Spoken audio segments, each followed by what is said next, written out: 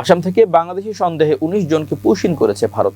রোববার সামাজিক মাধ্যম এক্সে দেয়া পোস্টে আসামের মুখ্যমন্ত্রী হিমন্ত বিশ্ব শর্মা এই কথা জানিয়েছেন। তিনি জানান, আসাম পুলিশ ও সীমান্তরক্ষী বাহিনী বিএসএফ নাগাঁও ও কার্বি আংলং জেলায় যৌথ অভিযান চালিয়ে তাদের গ্রেপ্তার করে। খবর টাইমস অফ ইন্ডিয়ার। আসামের মুখ্যমন্ত্রী বলেন, রাজ্য সরকার অবৈধ অভিবাসনের বিরুদ্ধে কঠোর অবস্থান গ্রহণ করেছে।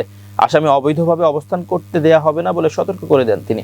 আসাম পুলিশের কর্মকর্তারা জানিয়েছেন, অনুপ্রবেশ বন্ধ করতে সীমান্ত এলাকায় নিরাপত্তা জোরদার করা হয়েছে। কর্মকর্তারা আরও জানিয়েছেন, বৈধ নাগরিকত্বের নথি ছাড়া কাউকে পাওয়া গেলে তাকে আটক করা হবে এবং আইনি বিধান অনুসারে ফেরত পাঠানো হবে। এর আগেও বিভিন্ন সীমান্ত দিয়ে একাধিক দফায় পুশিনের ঘটনা ঘটেছে। বিএসএফ এর বিভিন্ন রাজ্য থেকে বাংলা ভাষীদের ধরে সীমান্ত দিয়ে জোরপূর্বক বাংলাদেশে ঠেলে দিচ্ছে, যাদের মধ্যে বাংলাদেশি রোহিঙ্গা এবং অজ্ঞাত পরিচয়ের লোক রয়েছে। এই পদক্ষেপ আন্তর্জাতিক মানবাধিকার লঙ্ঘন এবং দ্বিপক্ষীয় চুক্তির পরিপন্থী বলে বিশ্লেষকরা মনে করছেন। বিজিবি জানিয়েছে, কিছু রোহিঙ্গা যারা ভারতে ইউএনএইচসিআর এ নিবন্ধিত ছিল তাদেরও বাংলাদেশে ঢুকিয়ে দেওয়া হচ্ছে।